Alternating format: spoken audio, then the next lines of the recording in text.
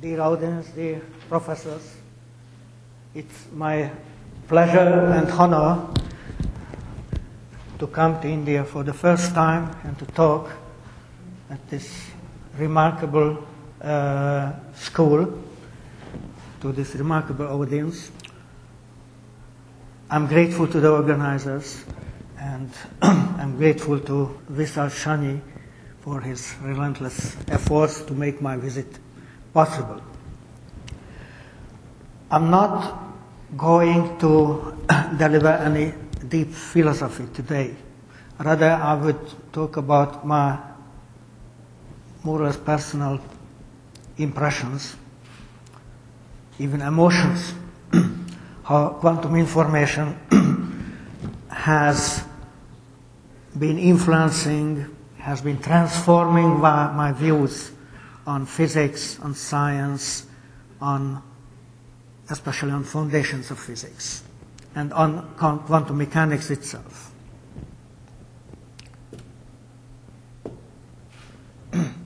When quantum mechanics was very young, it was only considered as a theory for black body radiation first, then atoms and molecules, I mean, as the theory of the microscopic world. But gradually, scientists, physicists realized that quantum mechanics could be extended for more and more fields, more and more phenomena. For the electron, for condensed matter, for electrodynamics, for nuclei.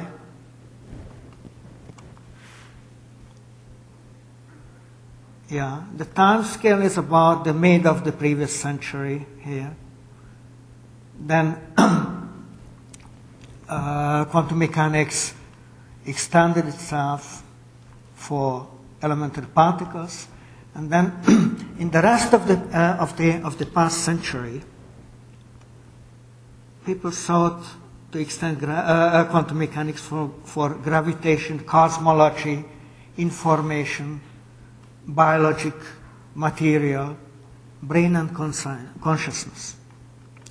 You may notice the question marks here, because all these concepts, theories, as quantum theories, are not fully and ultimately confirmed. The only exception is information, where we have safe statements and firm quantum theory. So the subject of the school is an exception. It's peculiar because it belongs to the series of steps where quantum mechanics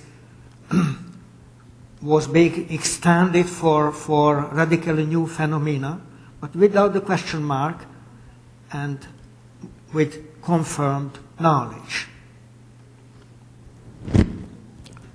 When I was young, we had a different approach to quantum theory than we have today. Quantumness meant just the discreteness of the theory, that it was able to describe discrete values, discrete energy values, energy gaps, etc., instead of the continuous notion of physical values in classical physics. The state vector psi was almost the only, was almost extensively used to describe a quantum state. And the density matrix was rarely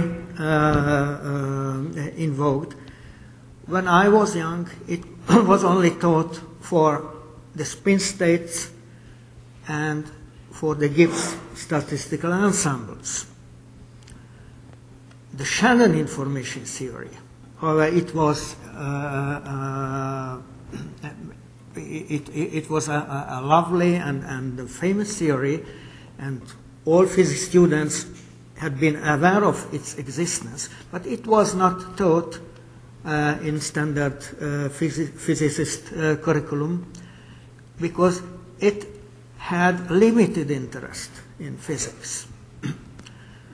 And another thing which was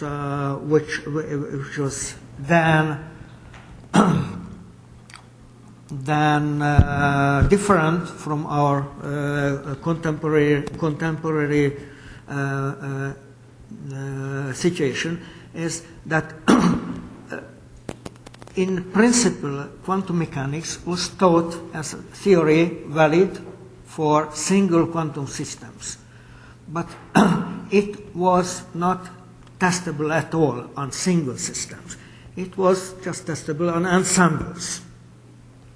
And today, quantumness means something different, at least in modern courses of quantum mechanics.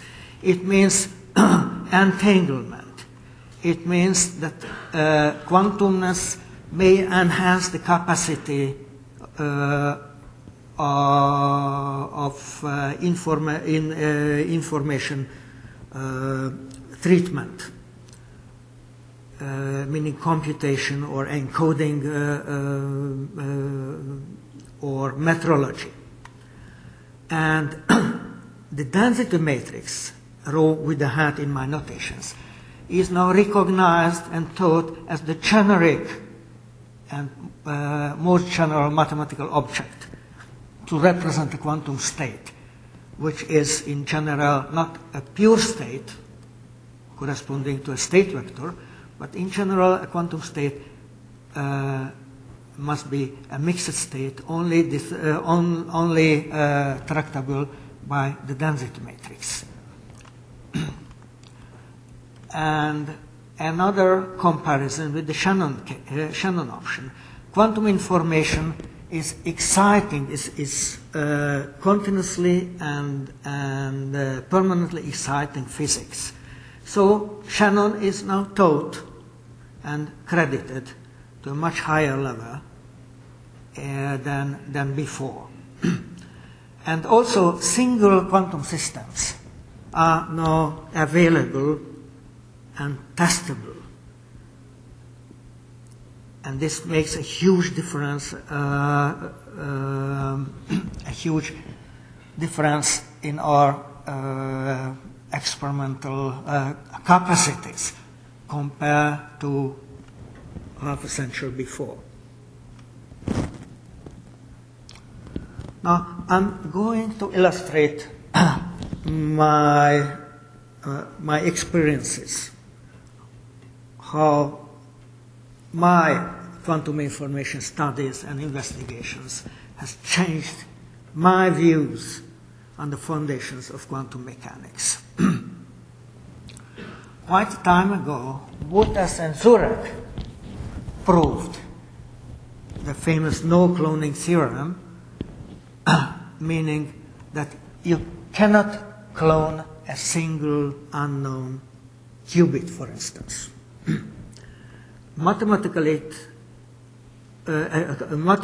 cloning would look like this. You have a single qubit described by single qubit density matrix, and you would produce two independent copies out of a single qubit, which copies could be described by the direct product of the same initial density matrix. Now, according to Wouters and Zurek, this is an impossible process, and this no-go theorem was believed to guarantee the security, the peculiar quantum security of some very important protocols. It is an instance when you learn something negative, something sort of no-go, and you exploit it, you turn it into something positive. The impossibility of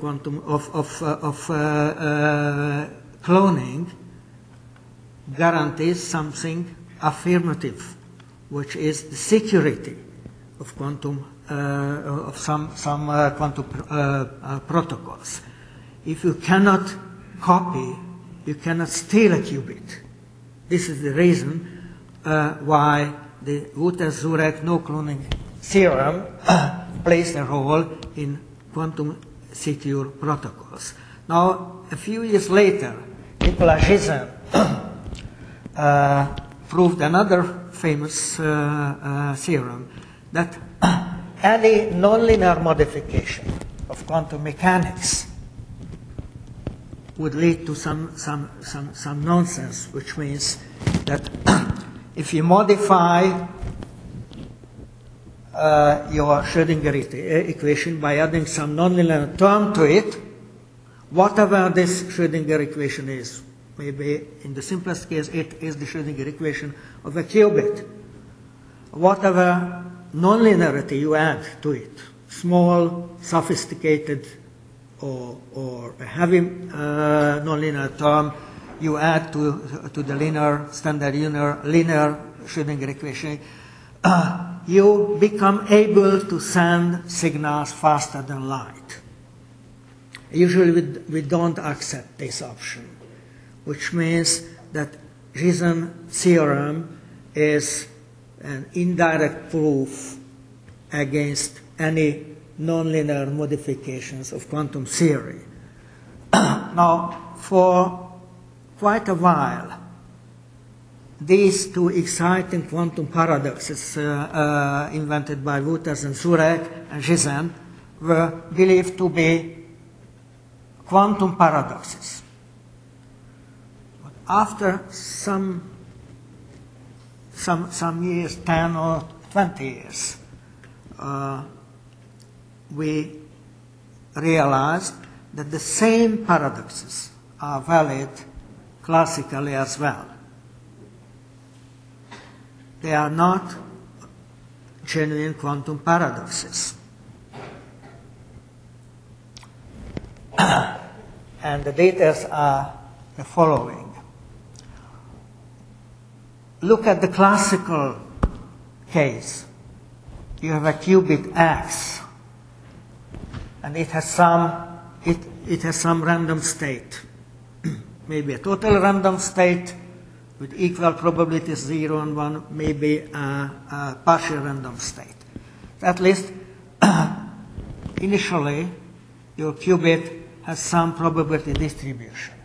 Now it is an everyday wisdom in classical statistics that if you throw your initial qubit into a classical black box machine and you wait until the transformed qubit reappears at the other end of the black box, the probability distribution rho prime of the new qubit must be a linear map of the initial distribution of the initial qubit.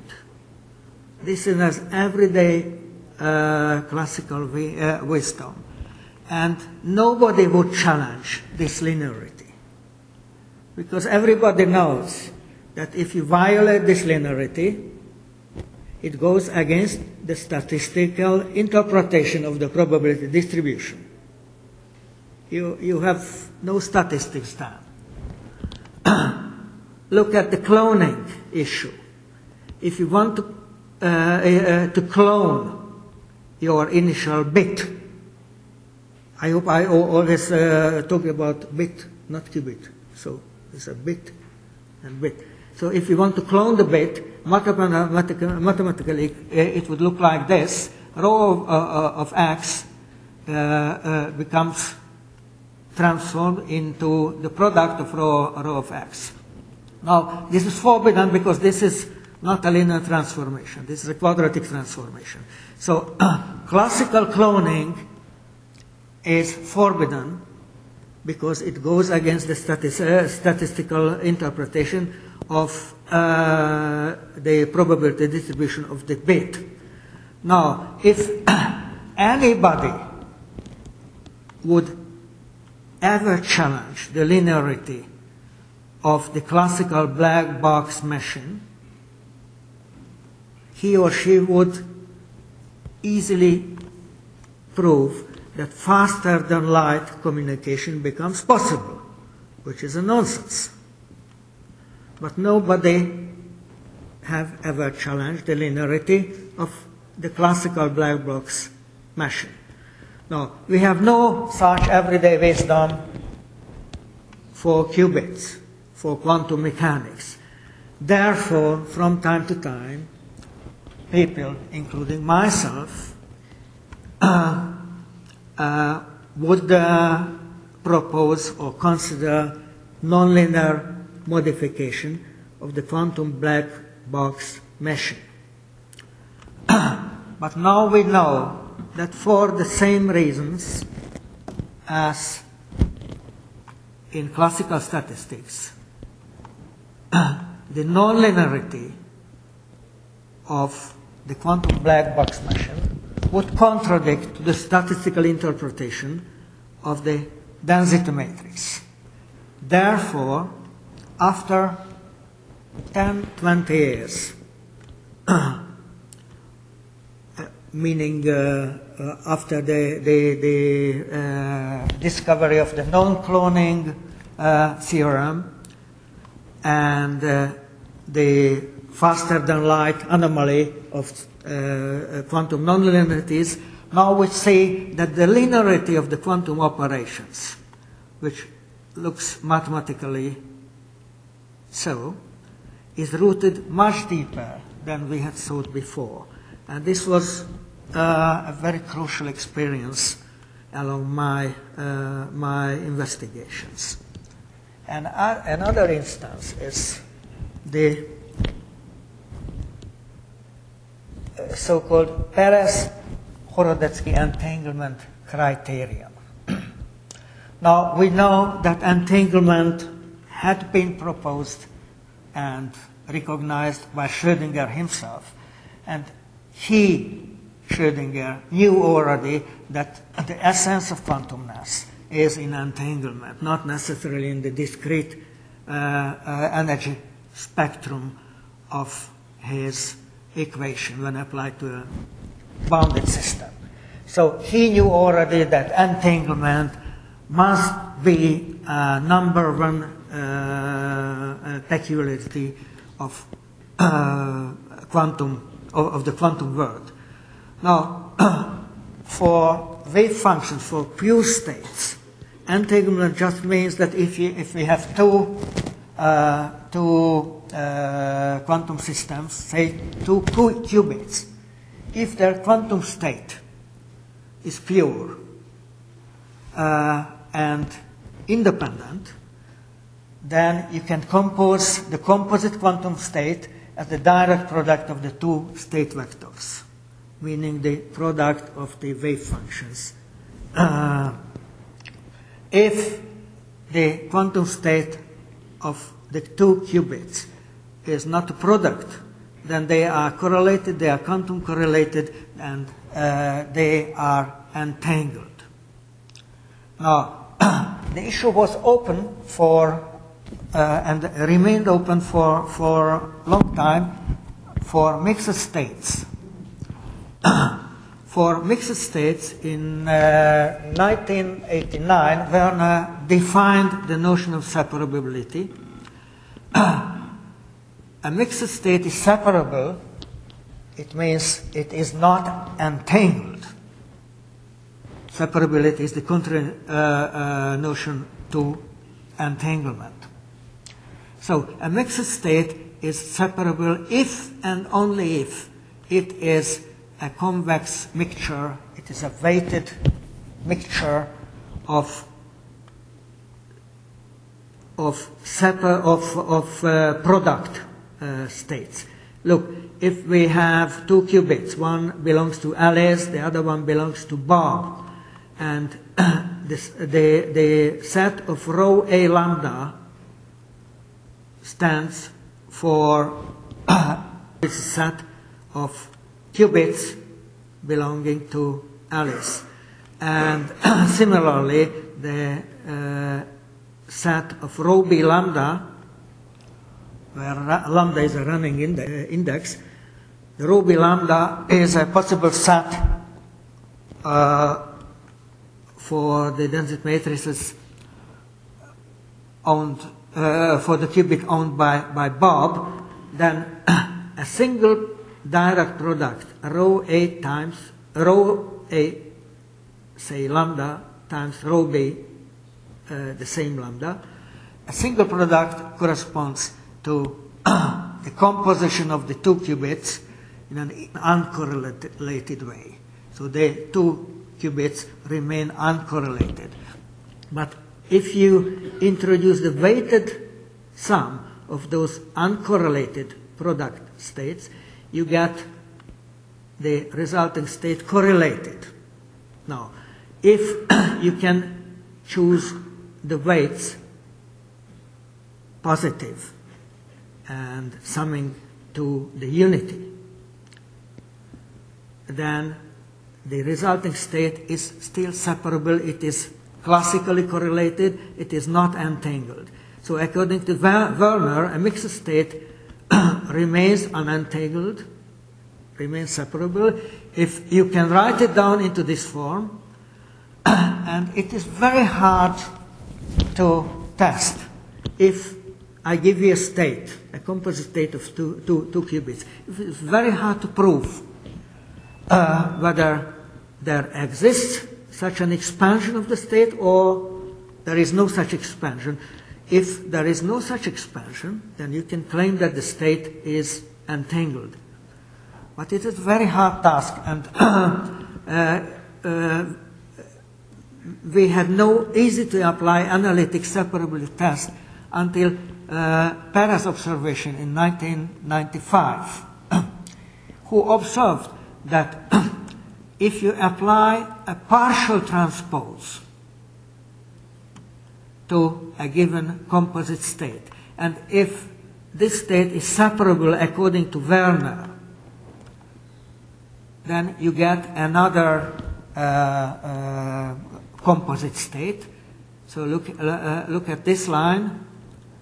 Partial transpose means that you only transpose the second part, the Bob part of the composite state. You transpose Bob qubit.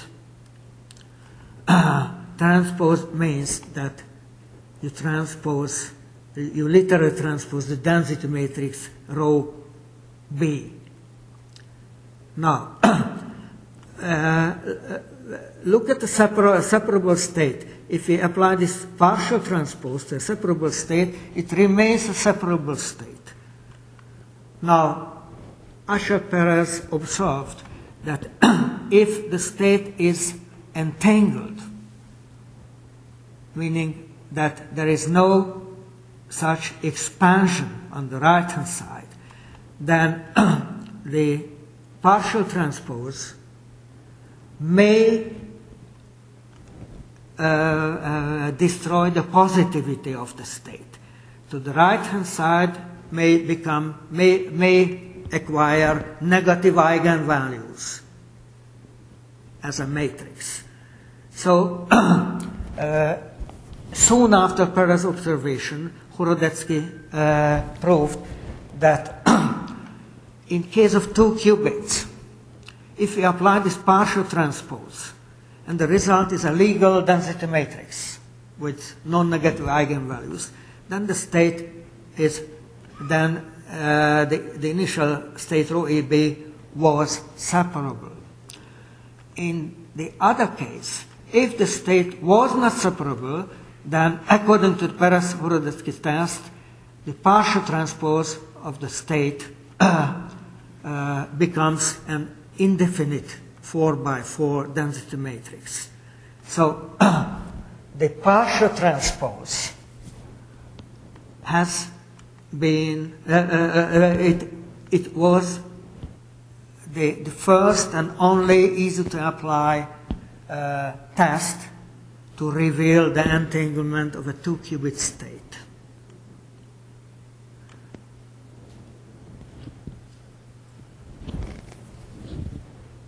And I show you that physicist approach to this very famous and widely applied criterion. I mean, how physicist approach is different, a little bit different. Let's go along the considerations of a physicist. Separability of a composite state is a physical feature, while transpose is a mathematical option. It depends on the representation and the coordinate in which you consider your density matrix. So we need the physical meaning for the transpose, because it is the essential part of the Perez-Horodetzky entanglement test. Now, we know from Wigner that the time reversal operator is an anti-unitary operator. And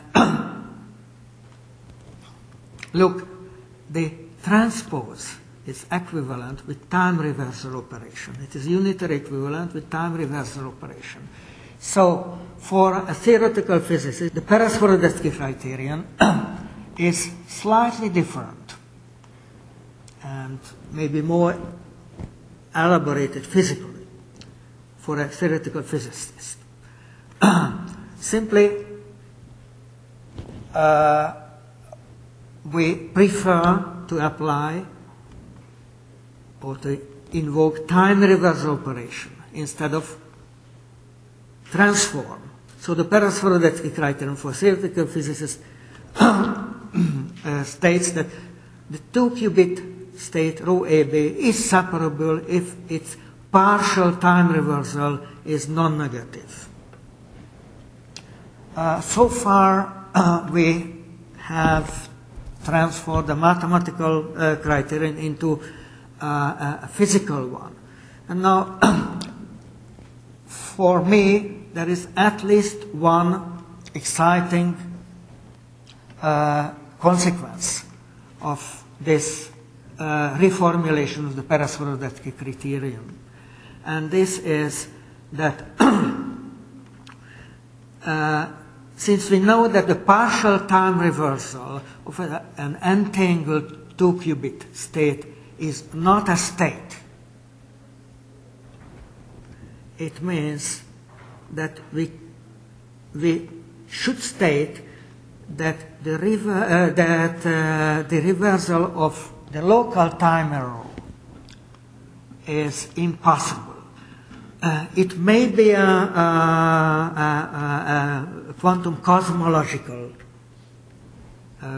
statement that look at the qubit in region A of the universe, and look at the qubit in a remote, even decoupled region,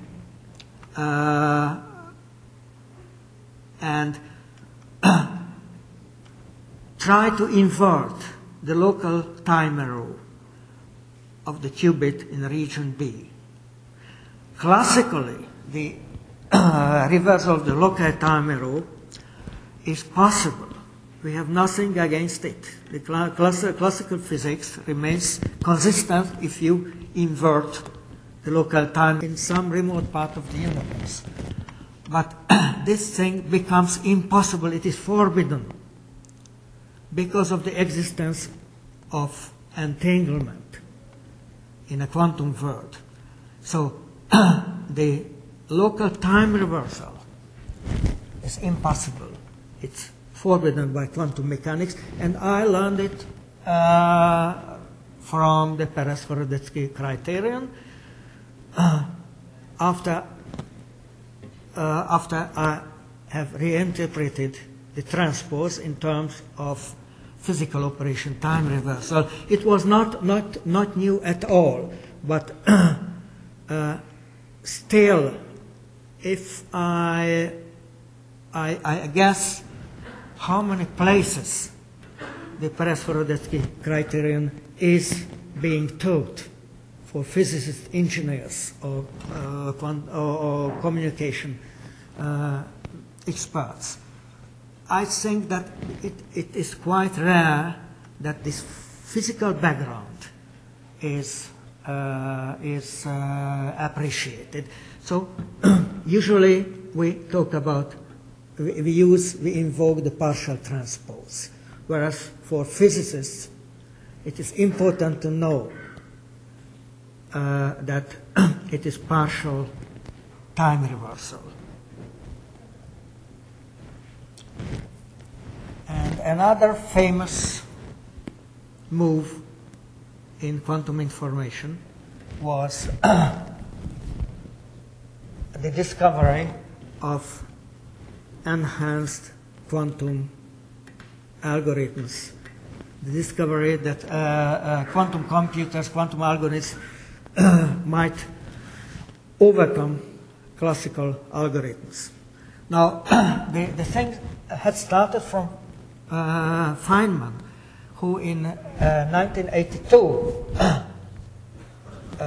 explained that there must be an exponential slowdown if you want to simulate a quantum process on a classical computer. Now, look, if there is a slowdown on the classical part, we can think of a speed up on the quantum part. So, indirectly, Feynman's claim would mean that classical algorithms may show a speed up, an exponential speed up, compared to classical algorithm targeting the same issue. Now, we had to wait some time until Shor discovered his quantum algorithm. It was the first discovery of the exponential speed up. Moreover, it was, the speed up was pointed out, was discovered for a very, very important task, which was number factorization. That large numbers cannot be factorized for practical reasons using the fastest classical computers because factorization needs an exponential increase of resources. Therefore, the fact that you cannot factorize a sufficiently large integer using any advanced computers on Earth, this fact became the basis of the RSA cryptography protocol invented a long time ago. And if, according to Shor, if we had a quantum computer and if we implemented his algorithm, then we would be able to break this very, very popular and widely used cryptographic code. Now, therefore, the Shor discovery had an incredible impact on quantum information science and quantum, and also it got an incredible impact on financing these investigations. Now, the theoretical physicist insight may be different. We think that nature may not be so much interested in factorizing large numbers. It may be, but we are not sure, not yet sure. So we ask, what has been speeded up exponentially? Is that factorization or something else behind it? Now, it is obvious, and it has been obvious for everybody, that it was the period finding that was the heart of the Shor algorithm. He reduced the factorization issue to the issue of period finding, plus a few boring, at least for me, algebraic steps. Now, it is the period finding algorithm which could be accelerated exponentially if it is done on a quantum computer. So the Shor algorithm for a theoretical physicist may or should state this. It is about the exponential speed of period finding.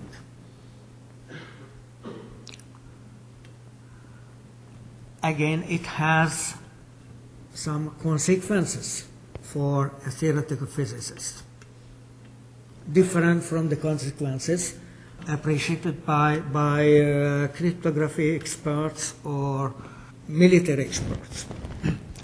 And this is the following. The exponential speed of period finding, nothing else than exponential speed of pattern recognition. And I'm sure that I questioned a few seconds ago, I questioned whether nature is interested in number factoring. But I'm sure that nature is interested and practicing and performing pattern recognition. And this may open a perspective toward the understanding the animal or human intellect, because I'm convinced that nature is doing pattern recognition in everywhere, not only in biology, but pattern recognition may be an essential part of how animal or human intellect works.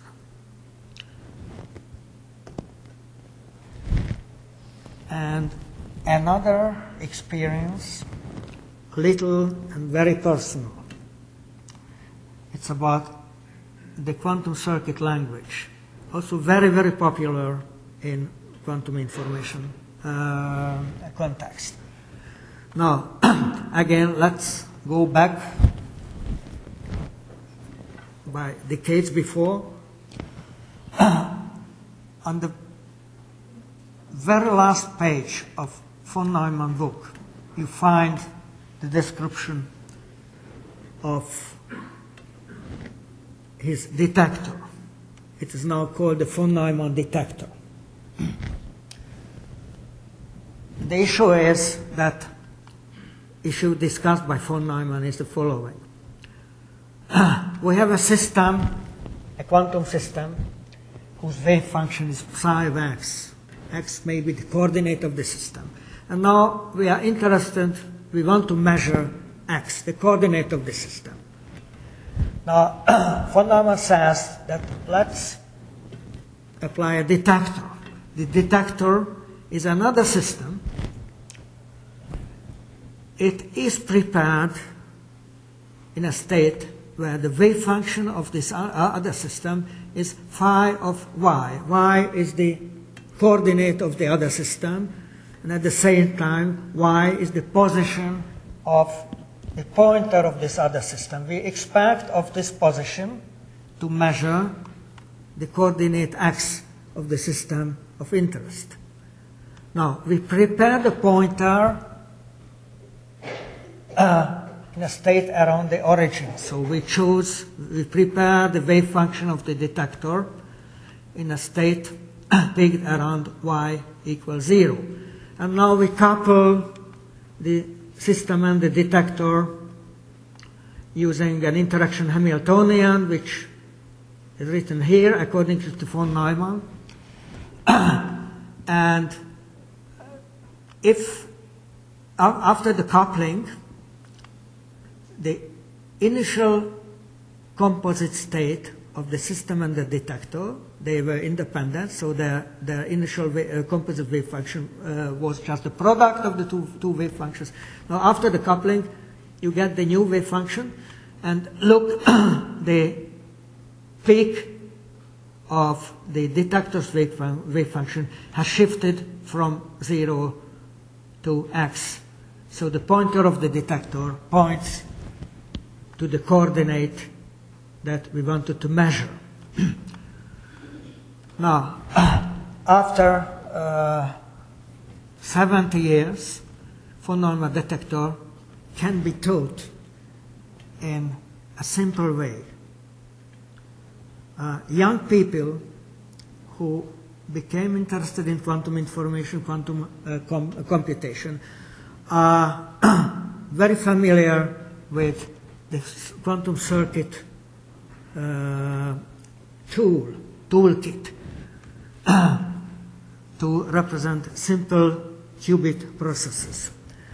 Now, the von Neumann detector looks like this in current textbooks. You have the upper line for the system state and the lower line for the detector state. And this is just the gate called control NOT. And this will shift the initial 0 value of the detector into the value of the coordinate of our system of interest. So this is how things have become simpler and more transparent thanks to quantum information investigations. Now, let's. I don't need to tell you that this some quantum circuit toolkit is very useful in many other conventional contexts of quantum theory. So I really think that in future textbooks we may exploit this quantum circuit toolbox to teach many conventional quantum knowledge, even for beginners in quantum mechanics. Now, let me show you this summary of the first and dominating part of my talk. Quantum information has changed and reformed our understanding of quantum mechanics. It sharpened and deepened our insight into the foundations. However, I gave very occasional and unfairly personal examples. The fruitful and fertilizing impact of quantum information on physics, on learning and teaching, let me emphasize, of quantum mechanics, will surely continue in the coming years. And keep your eyes open, young people and seniors. In qubit, there can be more physics than information. And I propose to move to the rest of my talk. Otherwise, I would have questions or remarks, but let's push them to the end.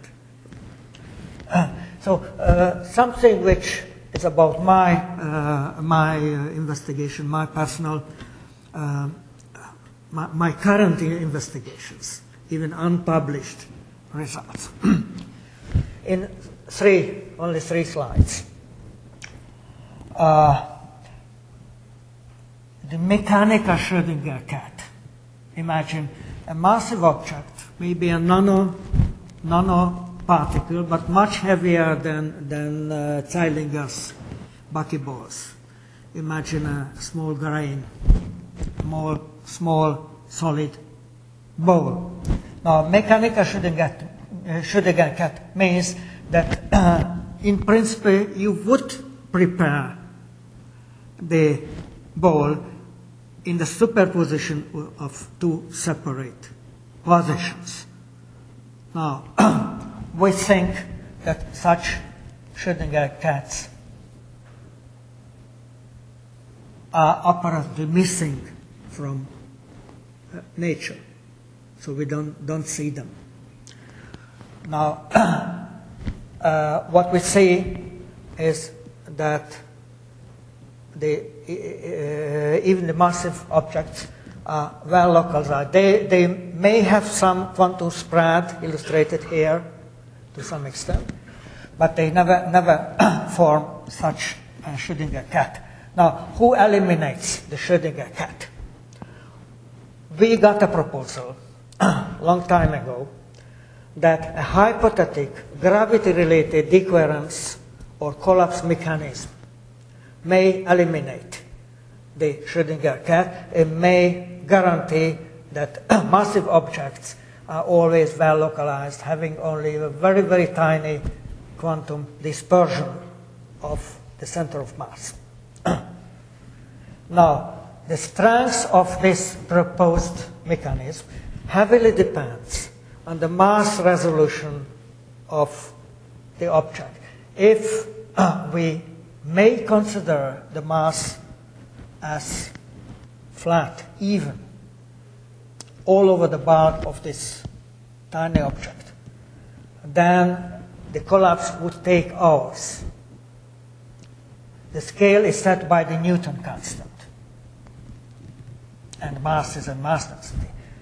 Now, if the mass is like in case of common condensed matter, there are nuclei inside, so it's grainy, then our theory predicts much shorter time scale for the elimination of the Schrödinger cat, milliseconds. Now, we have somehow tested the behavior of mechanical Schrödinger cats, whether they are still there. And these topics, I use this slide to offer at least an up-to-date lecture for the interested, to say that it is quantum optomechanics, which is the basic experimental context where you can test the quantum mechanical behavior of tiny nano objects. And this field is much related to quantum information because in those experiments, single photons carrying 1 qubit are coupled to the phonons of those tiny mechanical objects. And it may happen that some good quantum communication technology can emerge out of this setup. A good quantum repeater, maybe. Okay, this is just of the most promising experiments to see if there are some limited Schrödinger cat behavior spread for mechanical or for the position, center of position of tiny mechanical objects, or there is no such remarkable quantum mechanical spread for them. And now this is a slide from a recent, for the most recent talk that I delivered some weeks before. And this is the summary of the DP model, how Schrödinger cats might be eliminated by the gravity-related collapse mechanism. And the crucial thing is that look at this elementary. Look at this elementary thing here. Imagine you have this is fully classical for secondary school students. It's conceivable already. Look at a homogeneous ball of the mass density rho. Make a hole through it. Place a test object inside it, and measure it will perform a harmonic oscillation up and down, and calculate the frequency. The frequency is this: Newton constant, square root of the Newton constant times the density. Now, there are two characteristic values of the frequency. This 1 hour for if the density is the common water density, and it is 1 millisecond if is the nuclear density. Now, it turns out that in the DP model, the grainy common condensed matter Schrödinger cat would be eliminated at a rate of milliseconds. If the pole is of even mass density, it only happens in non-relativistic context. It only happens for superfluid helium. Then the rate of the collapse is the longer one. It is a result. This has nothing to do, I don't mean that the Schrödinger cat must have the nuclear density. If it is grainy, as it is indeed because of the nuclei, because the mass is being concentrated on the nuclei, then it comes out from the DP theory that the collapse rate is that high. The collapse rate for helium is that slow. Yes, this makes already an issue for the experimentalists. I show you what is beyond the DP theory, which is a proposal. The DP theory used to be characterized as a gravity-related collapse theory. It is hypothetical. In short, people used to say that gravity is the cause of the collapse.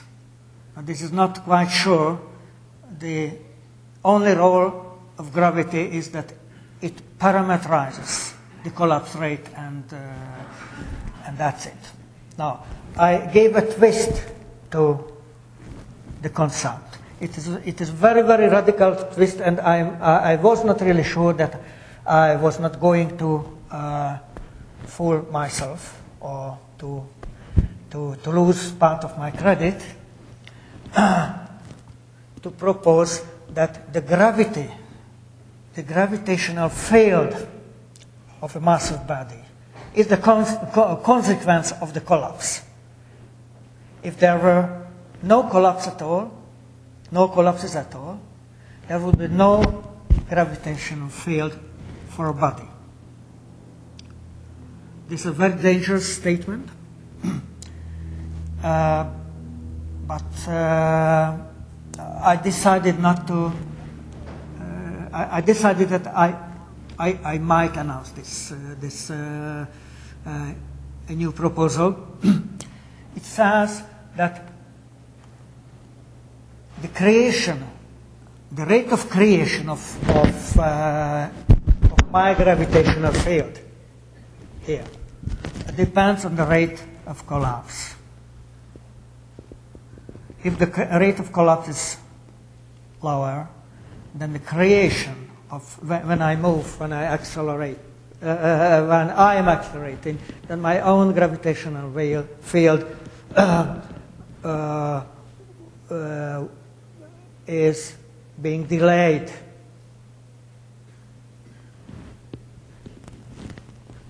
By milliseconds. And the crazy consequence of this proposal would be, or the crazy consequence is that for a helium body, this delay